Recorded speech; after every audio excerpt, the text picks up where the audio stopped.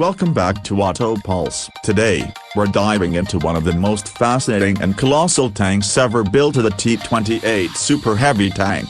This beast of a machine was an American experimental tank developed during World War II, designed to break through fortified enemy defenses. With its massive size, incredible firepower, and unique engineering, the T-28 remains one of the most interesting vehicles in military history. So, sit back and get ready as we explore the story, design, and fate of this gigantic war machine. The T-28, also sometimes referred to as the T-95 gun motor carriage, was developed by the United States in 1945. At the time, military engineers were looking for a way to counter heavily fortified enemy positions, such as the German Siegfried Line. The standard tanks of the era, like the M4 Sherman, were effective but lacked the armor and firepower to take on the strongest enemy defenses head-on. The solution? Build something bigger, tougher, and more powerful. The T-28 was truly a monster of a tank.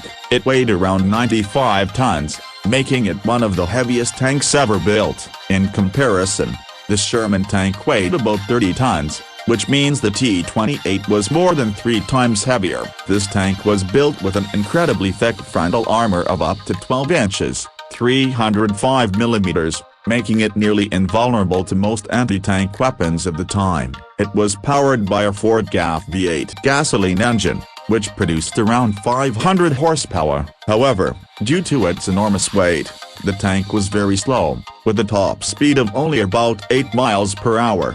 13 kilometers per hour. One of the most unique features of the T-28 was its suspension system. To support its massive weight and improve mobility, it had a double-track system. This meant that it had an additional set of tracks on each side, which could be removed when necessary to reduce its width for transport. With the extra tracks attached, the tank's width was an impressive 14 feet 10 inches, but once they were removed, it was reduced to about 10 feet. Making it easier to move by rail.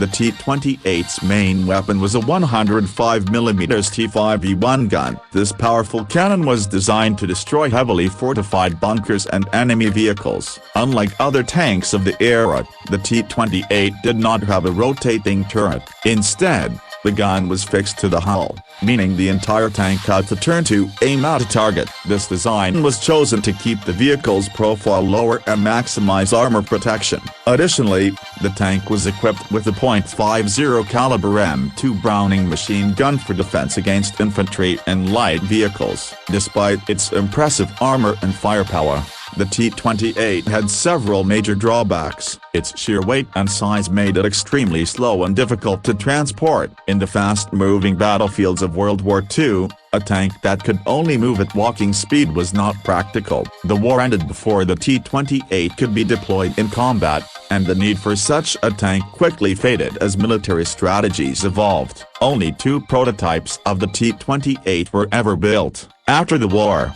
one of them was destroyed in an accidental fire, leaving only a single surviving example. This last remaining T-28 was abandoned for years before being rediscovered in the 1970s at Fort Belvoir, Virginia. Today, it is preserved and displayed at the National Armor and Cavalry Museum in Fort Benning, Georgia, where visitors can witness this incredible machine up close.